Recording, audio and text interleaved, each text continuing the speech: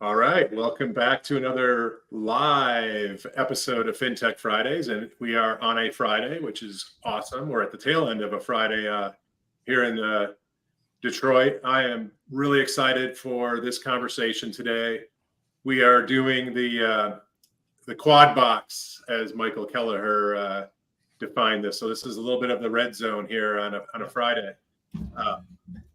Gentlemen, thanks for coming on this fine Friday. Thank you for having us. So I'm going to do some quick intros, and then I'm going to let each of you just kind of share a little bit of your background and a little bit about your company, and then we'll get into the topic. And just to kind of kick it off, what we're going to be talking about is, I think, extremely timely given given what's going on in the real estate finance space today. We're going to focus today on strategies to grow, engage, and nurture your database. And that means a lot of things to a lot of different people. And I'm excited to kind of get into the weeds on this with three experts in this area. So to get things started, I'd like to ask you, Michael Kelleher, to just talk a little bit about your background and adopt the brand. This was your brainchild to bring this group together. Yeah, so my background is I created the idea of a mobile app in mortgage. And over the years, I was out there on the front lines, almost became a futurist because of how much kickback was there in the beginning on nobody will download an app. Now Alec Hansen, makes people check their screen times, and they're over like 7 hours of staring at that tablet. So not only was I out there in the scene constantly, I always say I went over to over 100 conferences.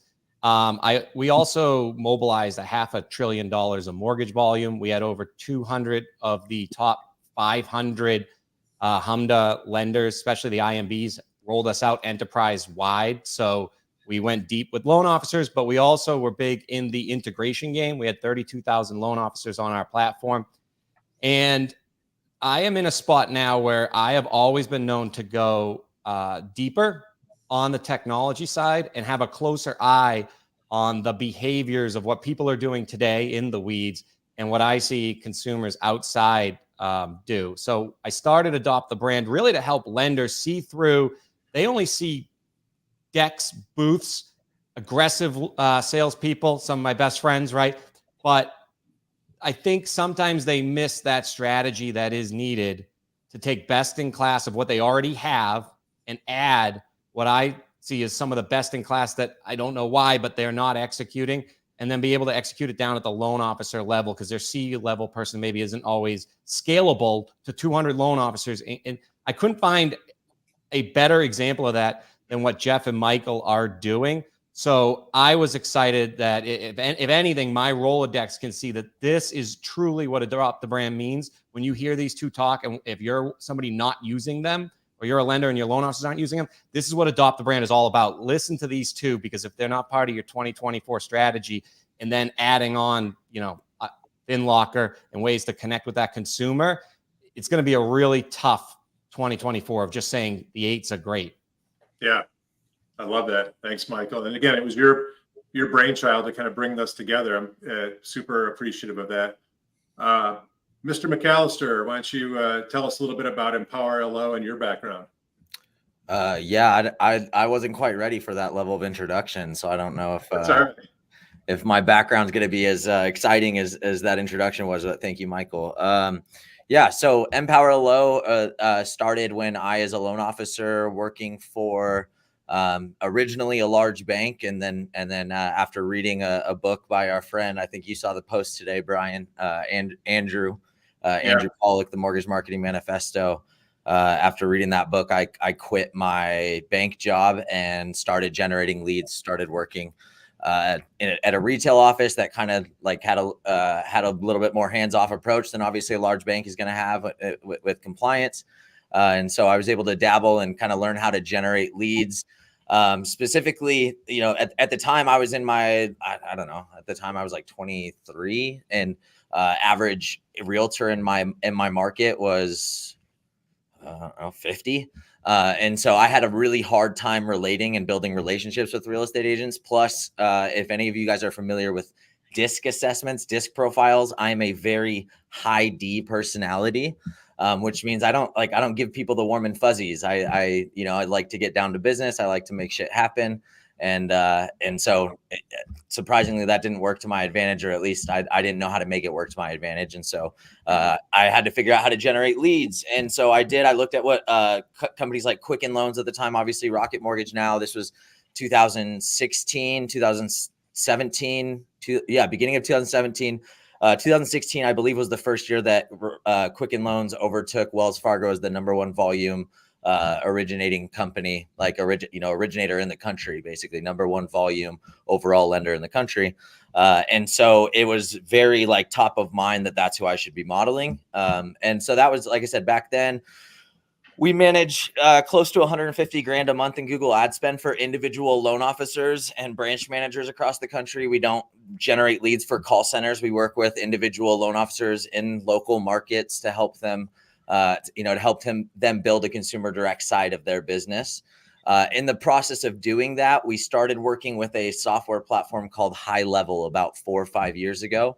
And HighLevel over the past year to 2 years has really shown themselves to be our #1 software technology partner, and an insanely powerful opportunity for small business owners across the country and mortgage loan officers, individual originators. And so we've really kind of transitioned our business from being so heavily dependent on these lead generation efforts to where we still run the lead generation efforts, but all of that has to be driven by a solid, what we're going to talk about today, database management strategy, which HighLevel makes it very, very easy and lucrative to do. And so that's kind of how Jeff and I partnered up. And I think with that, I'll kick it over to Jeff and or back to you to introduce Jeff. I don't know how this works, but I know Jeff. It works however we want it to work, right? So yeah, Jeff, let's get your background, because I think you kind of round this thing out really nicely in terms of kind of the ecosystem to really drive hyper local execution in the in that, not just lead gen space, but in kind of the business development space. So tell us a little bit about yourself and Mortgage Marketing Institute. Sure, appreciate that. So I entered the mortgage industry in 2003. I had just come off the road after spending a number of years as a field sales representative for Tony Robbins. And what that meant was I would live in a city for 2 months at a time and travel around the city and give presentations to sales offices. And two of the most common offices I would go into would be real estate and mortgage. And so the long and short of it was, when I decided to stop traveling, settle down, have a family, there were two careers that were primarily in front of me as of interest to me. One was real estate, one was mortgage. I just, for whatever reason, connected to those two. And I ultimately decided to choose to become a mortgage professional, which I did in 2003. And then, through various, iterations of career and development and evolution over time, as we all experience, ultimately it was about 5 years ago that I landed as a national sales coach and trainer at Movement Mortgage. Spent about 4.5 years there working within that organization. And then recently, over the last couple of years, transitioned out of that to be, more of a free agent, if you will. And bottom line, I think what I do, also during that time, I did start a podcast. It's called Mortgage Marketing Radio. We just finished our 300th episode. So yeah, thank you. It's been a labor of love, and this really is a passion project for me. I think for a lot of people, once you get in this industry, it's like hard to get out, especially if it's like, part of your DNA. And there's a lot of things to love about the industry, even with its challenges, which we'll talk about today. But fast forward to today. So primarily, my main focus is helping loan originators reach real estate agents at scale to attract, engage, and convert them to referral partners without chasing, begging, or co-paying for leads. And we run that platform, per Michael's point, on HighLevel. And there's a variety of different ways we do that. We lead with education in the local market by helping LOs teach agent classes to build those audiences, and then integrate all the other aspects of that, right? The digital online presence, marketing automation, all that stuff. So I'm thrilled to be here. Awesome. There's a ton to unpack with the great backgrounds of you three. So from a theme perspective, we're sitting here today on whatever it is, Friday, the 21st of October. we all woke up to the 30-year hitting 8% for the first time in 20 plus years, right? Michael Kelleher and I just came off of the Mortgage Bankers annual conference, and the forecast, if you will, from the MBA's chief economist and his staff, as you might imagine, is not super rosy in the near term. And so a lot of conversations that I've been having, with prospects and even some current clients and some other partners, is all around this concept of reach, assist, engage, and nurture, and having a patient view on these, air quote leads, right? These prospective clients, these prospective referral partner relationships, et cetera, which leads to what we're going to talk about today, which is how do we help loan officers pivot their mindset from being like hyper focused on the transaction and have them focused on doing things today that are going to build their database such that when the market makes any kind of adjustment in all of our favor, they're positioned to win. Because I'm of the mindset that the biggest database wins in this business going forward, and the biggest database that's engaged in the best, most effective way wins big. So there's a lot there. I'll let one of you guys kind of dive in and maybe add on top of that or pick a layer at it, because that's kind of the way I think about this point in time we're in right now.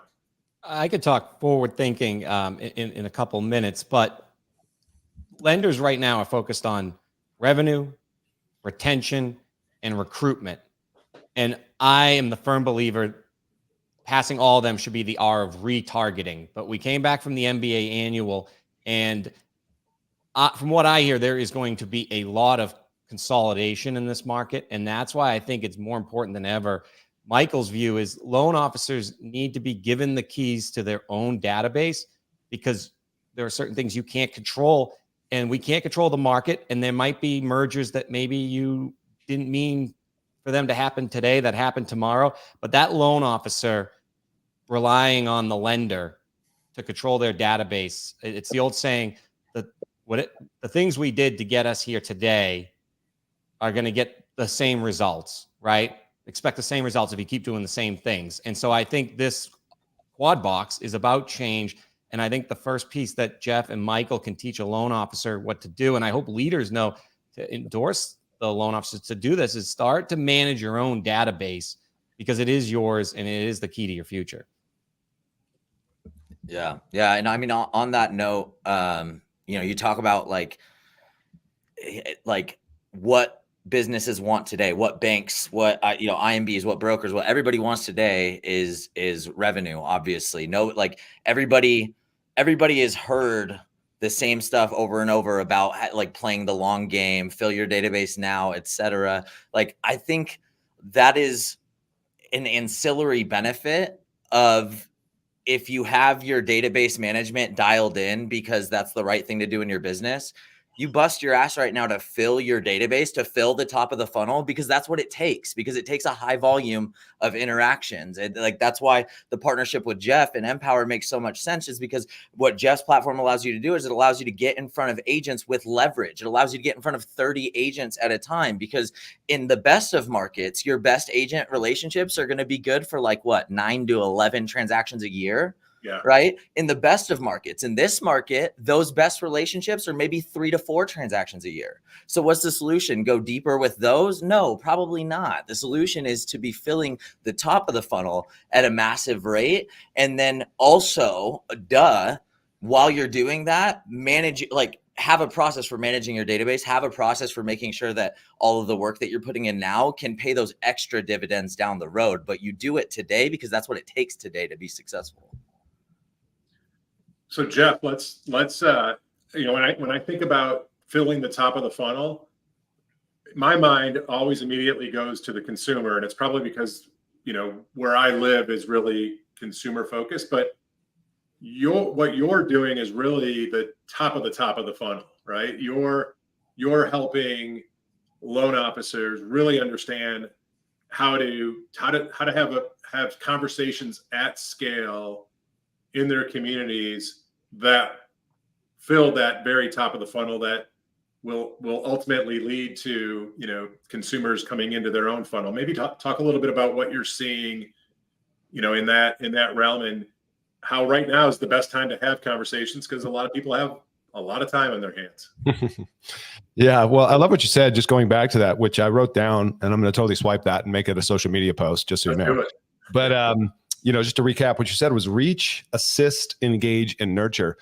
And I think that is exactly what we need to be doing right now. I had a conversation yesterday with somebody in the industry who's a very well-respected top-level producer, and what she articulated was, you know, recognizing the fact that, look, it's a bit dry right now, right, when it comes to loans and things like that.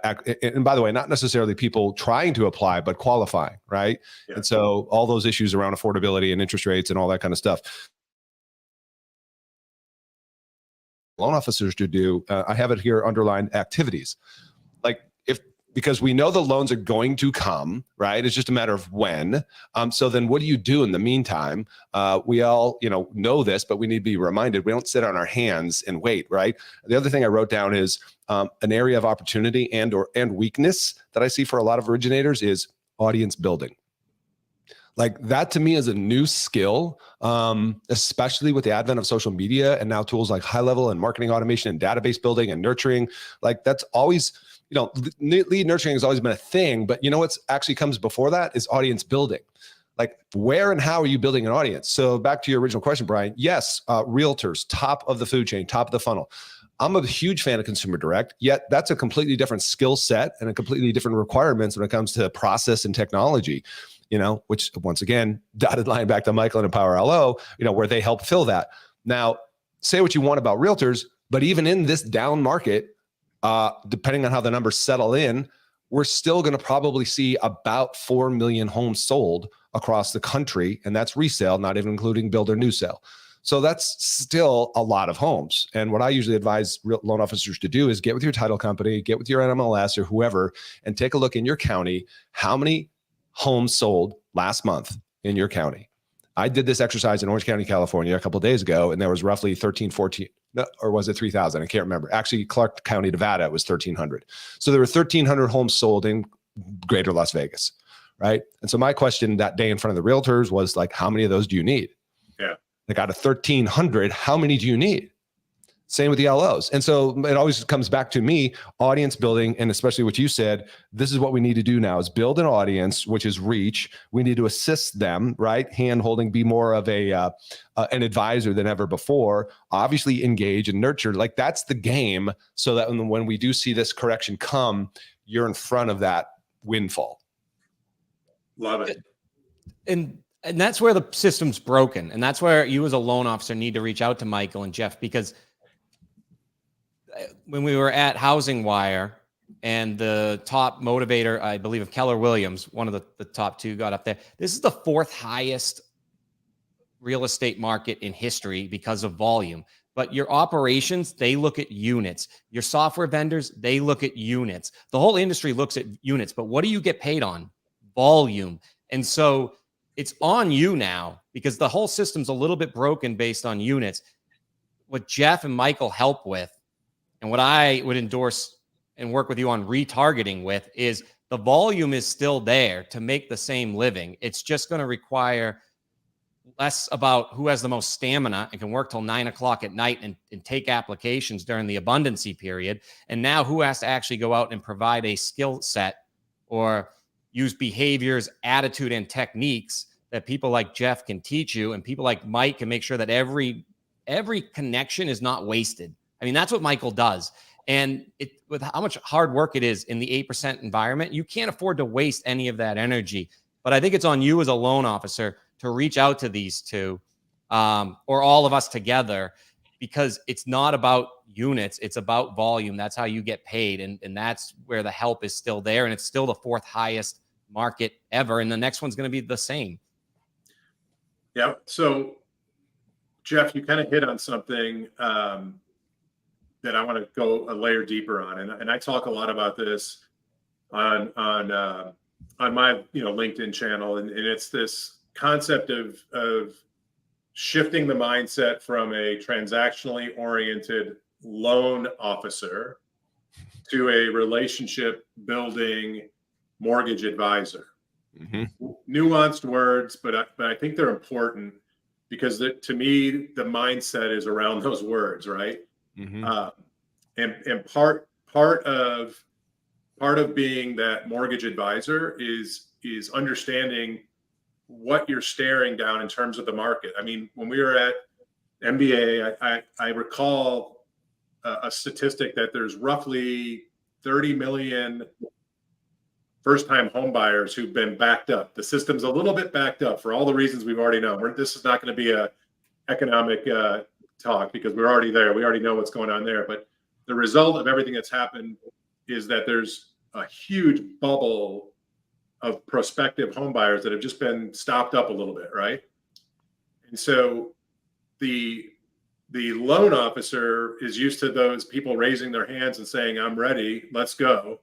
The mortgage advisor is finding ways to build their audience, as you said, Jeff, build that audience, communicate at scale, have as many conversations as possible. And that's not just these kind of conversations, it's digital conversations through social and video and using the platform that Michael described, McAllister described, to really create automation and intelligent automation. And so that to me is the next generation mortgage advisor and by the way, the next generation mortgage advisor, it's okay if you're my age, if you're 55, that's, it doesn't automatically mean young. It means modern in how you're using tools to your advantage. So Gary Vee says that. And I don't even follow Gary Vee, but it totally makes sense. It's logical, right? So let's shift over to Empower LO a little bit and kind of talk about some of that scalable interaction and communication that you can help with through automation and through your platform, Michael. Yeah. Well, it's interesting. It's interesting how it's evolved, right? Because in a market with an abundance of conversations taking place, like the goal was just to get in front of as many of those people as possible, as efficiently as possible, right? Whereas now, although we still have that goal of filling the top of the funnel, there's the elephant in the room, right? There's way less transactions taking place and not enough less loan officers chasing them to offset the effect of that to the individual loan officer. So they need, what a loan officer needs to do, not only have these massive massive efforts at the top of the funnel, but they also need to leverage technology as a way to create meaningful interactions in the middle of the funnel, right? And so not using automation as in, hey, I'm going to send a canned text message to 200 people, or I'm going to, remember slide dial, slide broadcast and stuff like, no, it's not like that anymore. Like you have to use more nuanced automation that's going to put the people in front of you when they need to be in front of you so that you can do, even if it's like for me, for example, a video, sending a video. Or, Jeff and I communicate all the time via voice notes back and forth, right? But but that's because Jeff and I know each other and have a face-to-face relationship. If it was somebody that I hadn't met or somebody I didn't have a relationship, that video would be way more powerful, would be way more impactful for that, right? That's using technology. You can use automation to identify who should have who should be in that category. You can utilize a platform like FinLocker and monitor the interactions that your borrowers are having with the app in order to determine who has a high level of intent. But then as soon as you get to that point, that's when the manual interaction needs to take place. And maybe it's not a phone call. You can shave time by recording a video and sending it over, but it's using technology to create more meaningful interactions. with the massive effort that you put at the top of the funnel, you're going to have to be smart about those efforts in the middle of the funnel in order to maintain those relationships. And so that's how we view you should be doing that. So Jeff, as it relates to educating the real estate professional in those local communities, I'm curious kind of on some of the strategies that are most fruitful there. Now, one thing that comes to mind right away is this exact conversation we're having is taking that to 30 real estate professionals and being able to kind of share this type of strategy. But I'm also curious if you found it or you see it effective to help those real estate professionals understand how to serve, those early journey first-time home buyers who aren't yet ready to engage with a mortgage professional, right? Maybe they're 6, 10, 12 months away. Is there a strategy for helping arm realtors with some financial education content so that they can become part of that trusted resource in the community? Yeah, I think now than ever, it's more important to really align and partner together between real estate agent and mortgage professional, because we need each other more than ever, right? I mean, back in 2020, right? What was the biggest problem? It was capacity, and it was just like, how fast can you get it done? So there was no need for education or building out this long-term kind of drip nurture thing. It was just about, man, let's just get it through the system, right? And that's obviously drastically changed. So with a longer sales cycle, then yeah, we need to be able to stay engaged and top of mind in the primary choice for those contacts, right? And of course, there's multiple channels to do that. I think equally, we're all here a big believer in getting people on your email list, right? And that doesn't mean, by the way, we abuse them. It means we are communicating with them with relevant, valuable content and all the stuff we all have heard and known for years of checking in, et cetera, through various different steps throughout the process. But to that point of, really aligning with real estate agents, one of the things that I espouse is that, two things real quick is, if you could picture a pyramid, right? And part of the challenge with originators is their approach. Like if they want more success with real estate agents, especially now, too many people approach from the bottom of the pyramid, which is solicitor, right? Yeah. And some cold calling, and then they move up to the vendor stage, which is now, oh great, I'm a vendor and I lead with products and pricing, right? And so that gets all tuned out for the reasons we know. And what we do to collectively, Michael and I as a team, is say, hey, let's enter the conversation as a partner, right? And then ultimately become a peer. Full circle back to, how do you do that? You help them solve problems. And one of the problems they have is, how do I build that long-term engagement strategy with these people? Because we know they're sitting on the fence, they're watching, they're waiting, that's what everybody's, buyers are just watching, sellers are waiting. So what do you do in the meantime, right? You better have something good, right, to engage with them. There's a variety of strategies around that. But that's really, I think, the direction I know that we're heading collectively is like, we've got to come together as one unified solution for these folks that are waiting. And who knows when that's going to come, but if we don't, they're going to go somewhere else. Yeah. And there's so many options, right? There's, it's not like, 20 years ago, there are options, and, we've already hit on this. There's still probably too many. There's definitely more loan officers than there's a need for it, given today's kind of volume and capacity. So it's, how do you stand out for that consumer, so that when they're ready, you've earned the right to win. Mm-hmm.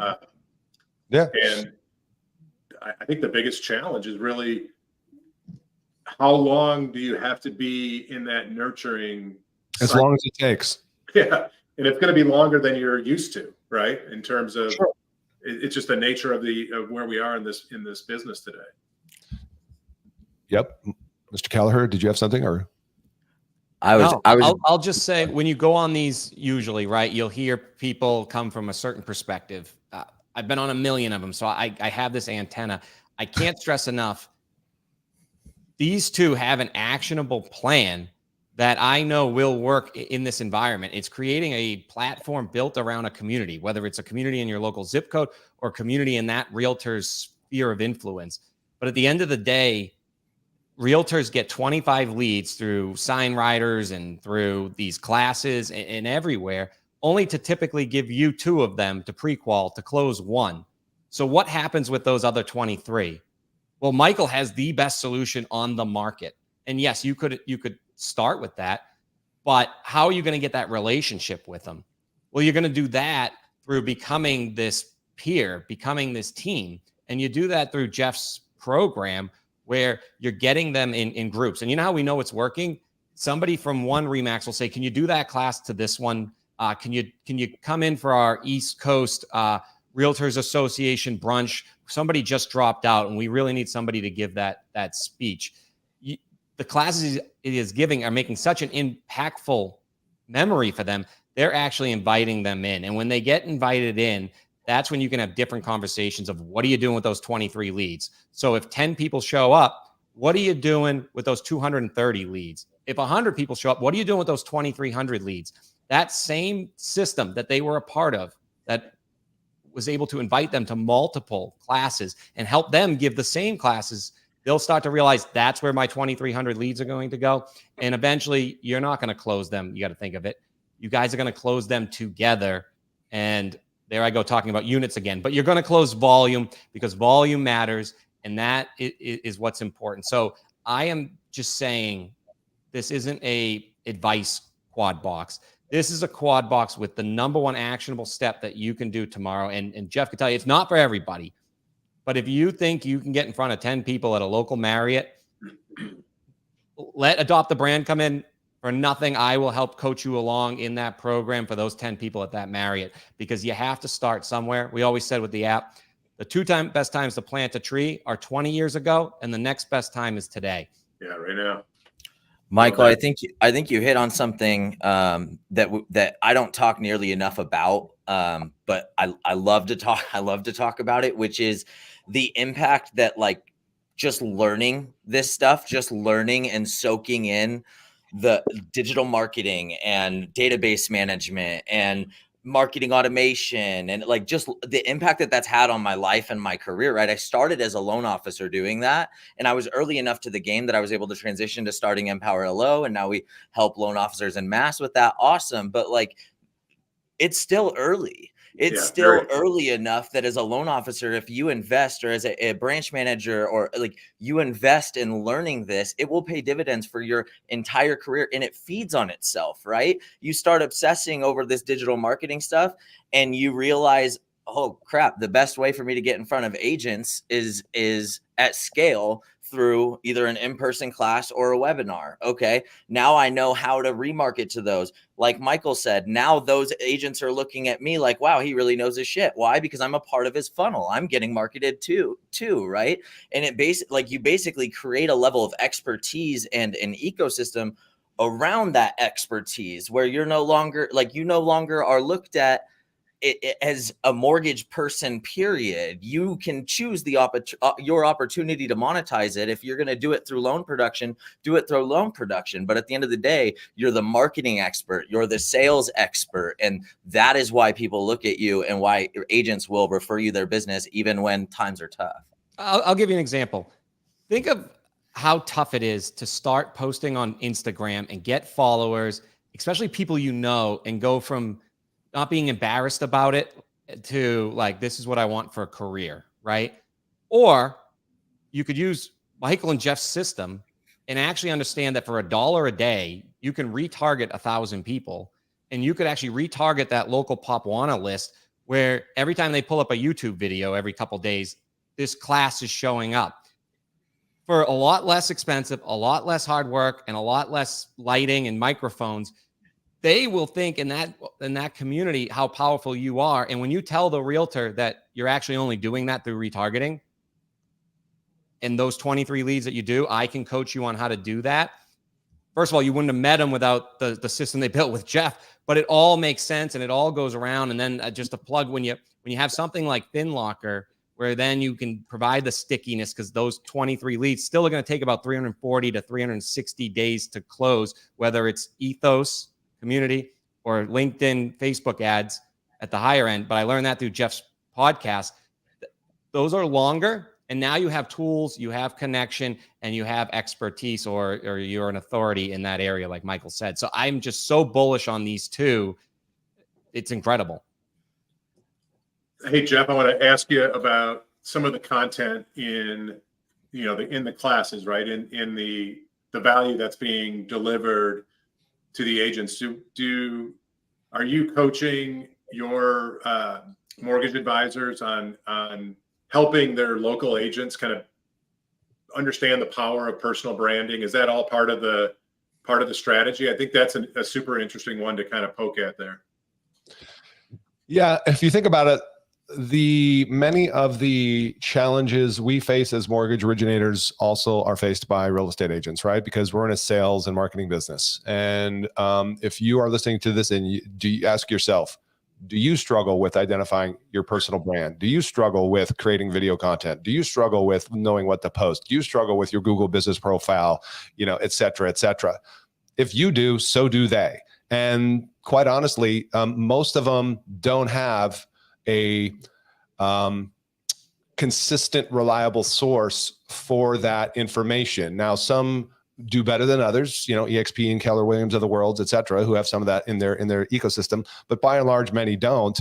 Or it's so fractional, like for them to go find and collect and put all that information together relevant to them. Like, that's why it's funny, people ask you how to do something, and oh, well, how do I, change a tire? I'm like, YouTube, like, right. But some people won't even think to get on YouTube. And this is the same that I find is, shockingly, I'll be in a class with real estate agents and they'll ask me a question of well, how do you do an Instagram story? And I'll be like, have you heard of this thing? It's called YouTube. It's really brand new. And so anyway, the point, getting back to your question, is okay, so what do we help them with? We help them with the latest class we just released last week was called Master the Market. It's how to close 2023 strong and dominate 2024. So what are we showing them there? All the activities they need to do that, we're talking about here, which is the long wait, right? What do we do during the long wait? How do we show up online? What do I say? All those different things. Do I have my systems and processes in place? Personal branding, Google business profile. I named a bunch of them. ChatGPT, right? So definitely we're helping them, I like to say, solve problems. Because another quote I have written down here, which is, if you want to earn their business, you need to become part of their business. And products and pricing, right, isn't really part of their business. Right. Helping them solve problems is going to reduce the resistance, increase the trust, and facilitate that relationship that's going to get those referrals. Love that. Love that. Any you guys, the Michaels, anything to add on that comment? I have something to add, if you don't mind. On today's talking points, I don't know if we really made a point of this, but one of your questions is what does the next generation mortgage advisor look like? Yeah. And I have one word for that, adaptable. That's it. Yeah. How fast can you adapt? And this is one of our classes, by the way, but when I talk about adaptability, what does that really mean? It means the ability to learn new skills and apply. Learn and apply. Right. Learn, number one. Number two, apply, and do it without bitching and moaning along the way. Right. But that's really, to me, kind of the headline of what does a next gen originator look like, is you darn well better be able to adapt on the fly and learn how to build an audience, learn how to nurture people over the long term, be less transactional, et cetera. Yeah, I love it. It totally makes sense. And look, we've come off this cycle where, in the mortgage side, loans were falling out of trees. You'd wake up out of bed and you had 7 new ones in the pipeline overnight. Those days are gone. Dare I say they don't return, at least the way they look like in most recent history. I think it's all going to be different, and it's what you're doing. I firmly believe it's the things you're going to do, today, October 20th through December 31st, that are going to pave the way for what January looks like. And if you're resisting at every turn and you're not adaptable, then expect January to be as cold as you are saying it's going to be. But there's a ton of people out there that we engage with, all of us talk to, who they're actually built for this market, right? They're willing to do the hard work that others won't, and that's really what it comes down to is getting after it and rolling up your sleeves and doing that hard work. I have another question that we had kind of put on our talking points list, and then there's a question from the audience that I'll get to in a second. But I'm curious, Jeff, from your seat, and then Michael McAllister from your seat, in terms of managing, at scale, is what is the role of AI and Chat GPT and, kind of some of those more modern techniques? What is that role, and how does it look like today for not just the mortgage originator, but for the real estate professional? Oh, wow. That's a great question. You want to burn the rest of our time on that? I think the answer, let's circle back in a year, and the answer will probably be somewhat changed too. Yeah. Because this is, as you know, an ever evolving thing. But my short answer to that is the role is, the way I see it, at least currently, is efficiency. Being able to use a tool like ChatGPT or others to be more efficient in your output of things you need to do anyways. In the real estate agent example, a listing presentation outline, writing social media content, email newsletter outreach, a buyer preparing to move letter or email. I'll give you one other real quick. This is we're launching another class at the end of every year. We usually do business planning for real estate agents, and so I've been feverishly working on finishing that class. And one of the things we always talk about in that class is start with your why, Simon Sinek, right? So in the presentation, what I decided to do was use ChatGPT and ask it, are you familiar with the book Start With Why by Simon Sinek? And it said, yes. And so then what I did was I crafted a series of prompts to help the agent, air quotes, right, get clear on how to articulate and understand and get clear on their why. Because too many people start with what I do. I'm a real estate agent, right? With who cares? And it's all about the why. So it was really interesting to see GPT come back with that response.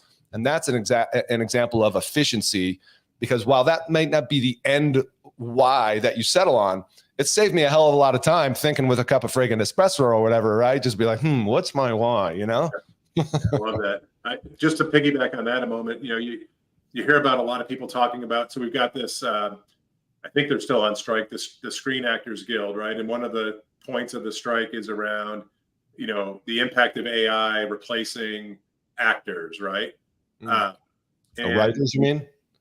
Well, the writers, I think, cleared the strike. They're talking about literally, building avatars to replace the actors at some point.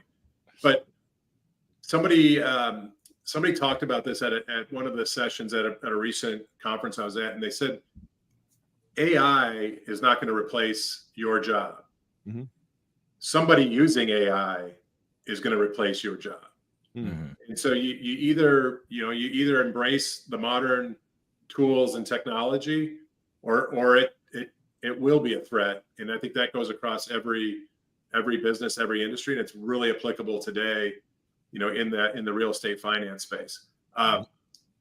So the way I use ChatGPT is I have this podcast, and one of the tasks I have following recording is to kind of cut it up into some clips so that we can promote it and get it out there. And so I'll take the transcript from each of those clips and just ask ChatGPT, please write and I always say please, by the way, please write a 2 to 3 sentence, post promoting Jeff, Michael, and Michael and our conversation around XYZ. And then I clip the transcript, pop it in there, and done.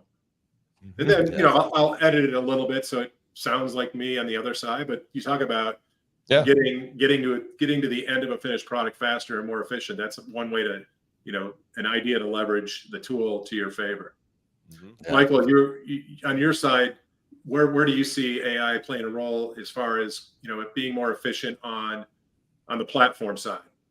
Yeah, I mean, first off, the first thing I thought of is exactly where Jeff went with it initially, which is back to what he said about adaptability. Is like, to define it other than the way that I'm going to try to is difficult because it's going to change and adapt so quickly, right? But I think there's a software development tool that I think the name of that tool is the perfect description for what I feel like the role of anybody who's running their own business or their own marketing at any level, like how they should look at ChatGPT or AI, which is Copilot.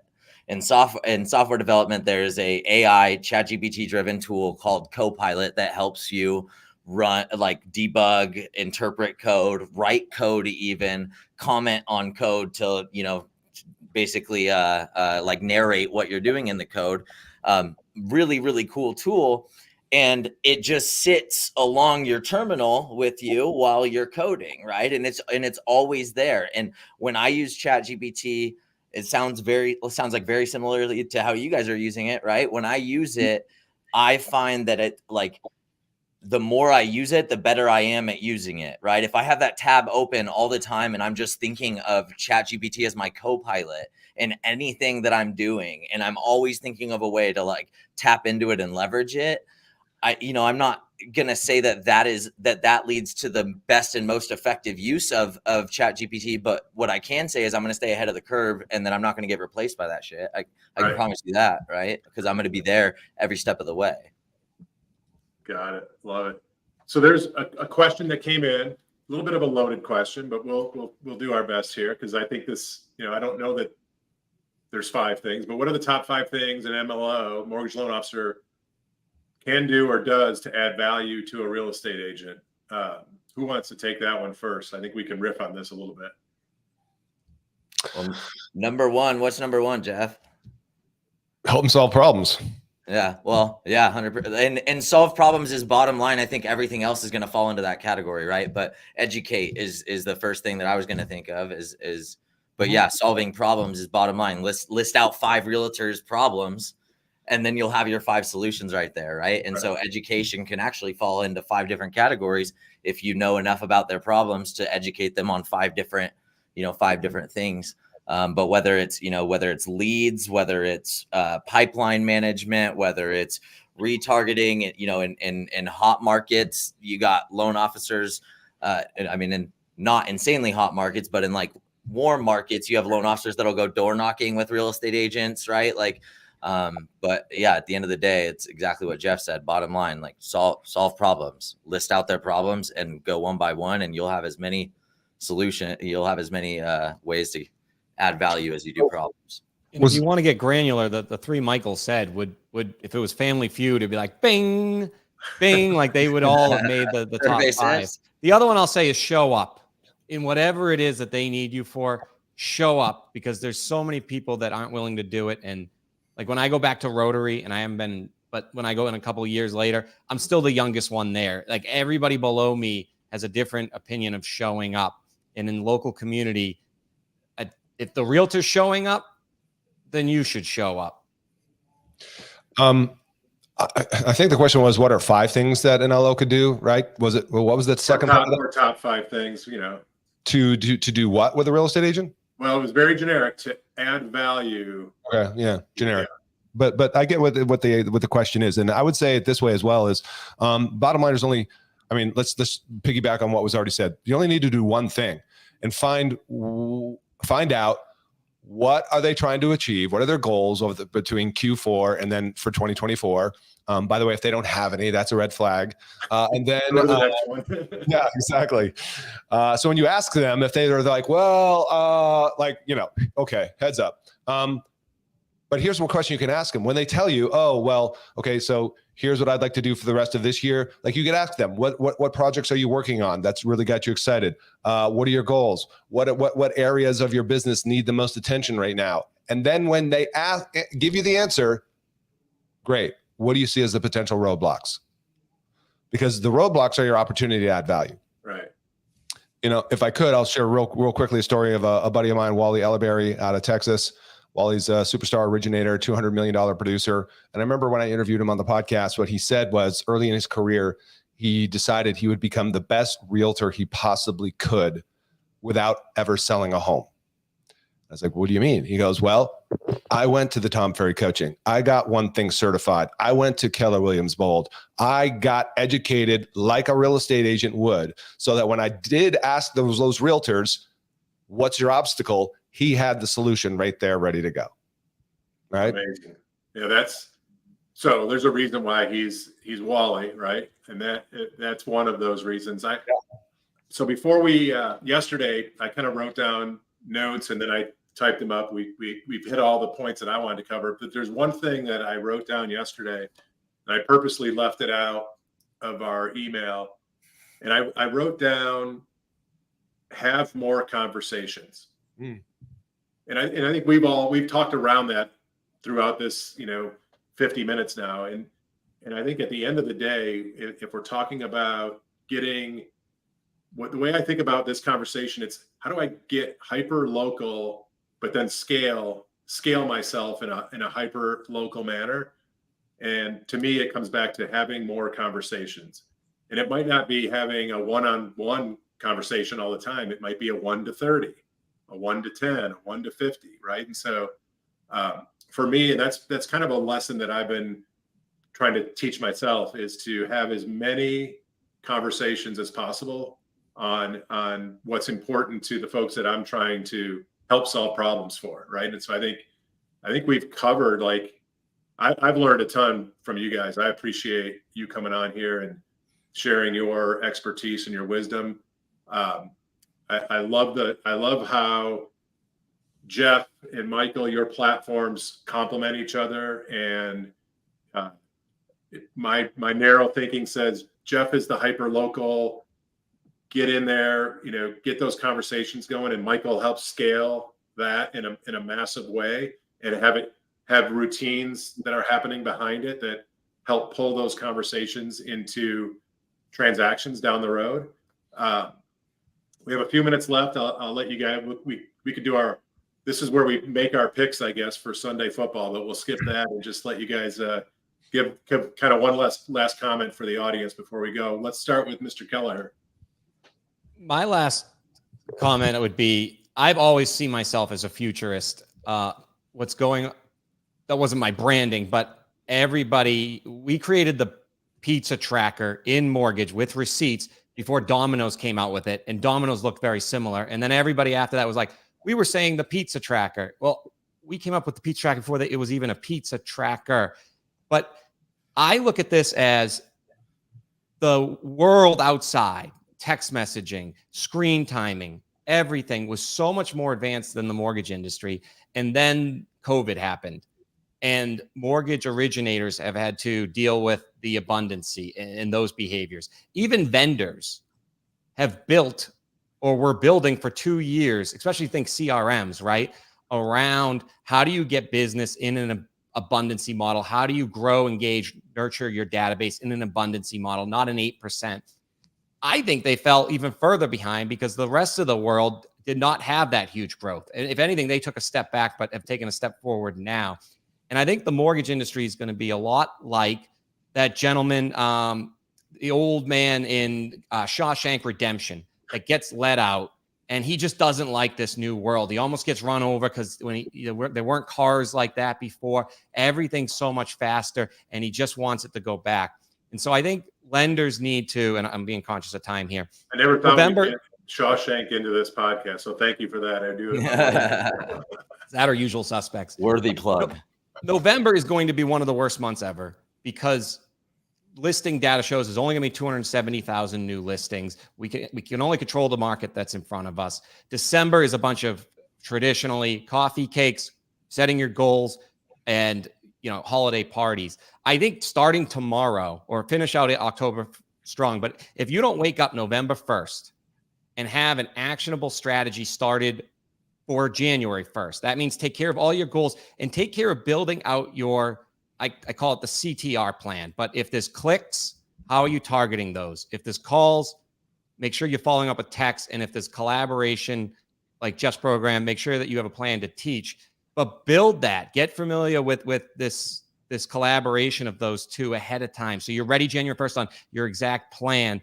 And I can't be more bullish on retargeting. Reach out to me. But if you're not have a full retargeting plan starting January 1st to retarget all those CTs, build an R underneath, you're going to end up, everybody's chasing too many strategies, too many AI. Forget AI. Who are you going to target? If you're a loan officer that's willing to get out into an office, call these two. And if you're running a mortgage company, just find the 4 people in your company that are courageous enough to get in front of realtors and start with this program so that January 1st, everybody has their goals. Everybody always goes out. Remember with the app, they're the most productive those first 2 weeks, regardless of where the rates are.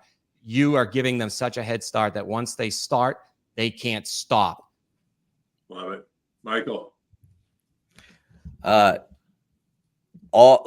This is the time to get all of your database in one spot. And this is the last time that you're going to be able to ignore this advice without repercussion in my eyes, right? Like we've been hearing this for a long time.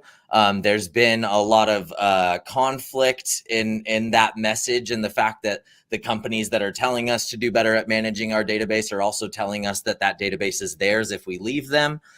We're seeing some of that shift. We're seeing some of that stop, which is great for the industry. It's great for producers. It is time to get your database all in one spot and create a plan around communicating with and staying in touch with them. And then heed the oxymoron that is use technology and AI to create more meaningful, impactful connections face to face. Love that. I love that. Jeff, bring us home. Yeah, if I could, to piggyback on the wonderful reference to Shawshank Redemption, which is always on my list. People ask, what's your favorite movie? Never pass it by. Right, exactly. So to me, I had to I was given the luxury of looking this up for a second, but to me, one of the best lines of that movie, and I think this will put a cherry on top of this whole thing, is like, get busy living or get busy dying. Oh man, there you go. That's the Boom. that's our title for this podcast when I republish it. I love that. There you go. Do all the things you heard today, people. That's it. That's it. Guys, thank you so much. This was a blast. This won't be the last time we do this. I learned a ton from you guys. I'm sure the audience that was with us live did as well. Next time we do this, we're going to hopefully be at a little bit brighter time in terms of the industry, but I would just leave the audience with the recommendation that just get out there and have as many meaningful conversations as you can. The transactions aren't going to be in your way for the next few months. So just get out there and take the lessons learned from this conversation and start putting them into action.